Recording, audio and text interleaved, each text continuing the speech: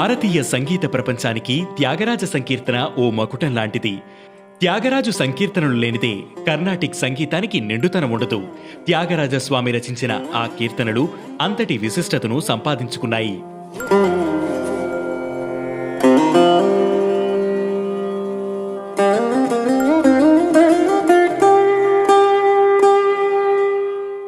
ఏటా త్యాగయ్యని స్మరించుకుంటూ త్యాగరాజ ఆరాధన నిర్వహిస్తారు.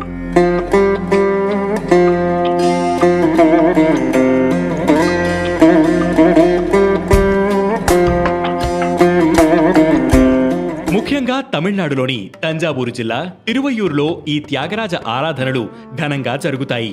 ఈసారి ఈ నెల 14న ఇవి ప్రారంభమయ్యాయి. త్యాగయ్య జీవసమాధికి చేరుకున్న పుష్య బహుళ పంచమి నాడు ఏటా ఆయన్ను స్మరించుకుంటూ 5 రోజుల పాటు ఆరాధనోత్సవాలు జరుగుతాయి. అయితే ఇప్పుడు ఏటా జరుగుతున్న ఆరాధనోత్సవాలకు మూలం 1941లోనే మొదలైంది.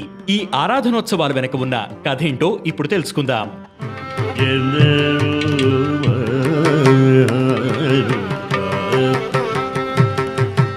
తన జీవితాన్ని శ్రీరామచంద్రుడికి అంకితం చేస్తూ తన కీర్తనల ద్వారా భక్తిని చాటుకున్న త్యాగయ్య 1847లో కావేరీ నది ఒడ్డున ఉన్న తిరువయ్యూరులో జీవ సమాధి పొందారు. ఆ ప్రాంతంలో ఓ చిన్న స్మారకాన్ని నిర్మించిన ఆయన శిష్యులు వారి సంసార చట్రంలో పడి ఆ స్మారకాన్ని పట్టించుకోవడం మానేశారు. 1903 నాటికి ఆ ప్రాంతమంతా నిర్మానుష్యంగా మారి శిథిలావస్థకు చేరింది. త్యాగయ్య శిష్యులైన ఉమయల్పురం కృష్ణ భగవతార్, సుందర భగవతార్లు వారి వృద్ధాప్య దశలో త్యాగయ్య సమాధిని సందర్శించారు.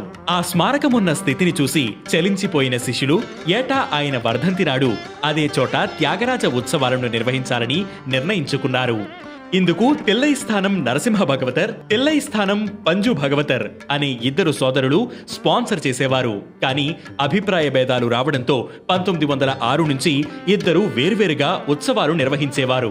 ఇక ఇప్పుడు మనం ఏటా చూస్తున్న ఉత్సవాలకు నాంది 1941లో పడింది. అందుకు దేవదాసి గాయని అయిన నాగరత్నమ్మ అనే మహిళ కారణం. త్యాగయ్య మీద భక్తితో ఆమె ఆయనకు ఓ కోవెల నిర్మిస్తే ముందు నుంచి అడ్డు చెప్పని నరసింహ భగవతర్, పంజు భగవతర్ సోదరులు ఆ తర్వాత ఆమెను ఆలయంలోకి ప్రవేశించనివ్వలేదు. దాంతో ఆమె ఆలయం వెనకనే ఏటా ఉత్సవాలు నిర్వహించడం మొదలుపెట్టారు. ఈ ఉత్సవాల్లో మహిళా కళాకారులకు కూడా ప్రవేశం ఉండడంతో దీనికి ఆదరణ పెరిగింది. మరోవైపు ఆలయంపై భగవతర్ సోదరులు పెత్తనంపై నాగరత్నమ్మ కోర్టు పోరాటం కూడా చేసింది. చివరకు 1940లో ఐసిఎస్ ఎస్వై కృష్ణస్వామి ఆ 3 గ్రూపులకు సంధి కుదిర్చారు. అలా 1941లో ఇప్పుడు మనం చూస్తున్న తరహాలో ఆరాధన ఉత్సవాలు మొదలయ్యాయి. ఇక ఎవరి మధ్య భేదాలు రాకుండా ఉండేందుకు త్యాగయ్య రచించిన పంచరత్నాలనే ఈ ఉత్సవాల్లో పాడాలనే ఒప్పందానికి వచ్చారు. అలా ఏటా జగదానందకారక, దుడుకుగల, సాధించేనే, కనకన రుచిర, ఎందరో మహానుభావులు అనే 5 కీర్తనలను ఈ ఉత్సవాల్లో పాడతారు. కళకు భాష అడ్డంకి కాదని త్యాగరాజస్వామి జీవితం నిరూపిస్తుంది. తెలుగు వ్యక్తైన త్యాగరాజు తమిళనాట తెలుగులో కీర్తనలు రచించిన తమిళం సహా కన్నడిగులు ఆ కీర్తనలను ఎంతో గౌరవిస్తారు. తన భక్తితో, కీర్తనలతో భాషలకు ఉన్న సరిహద్దులను చెరిపివేస్తూ తెలుగు ఖ్యాతిని విస్తరించేలా చేసిన మహనీయుడు త్యాగయ్య.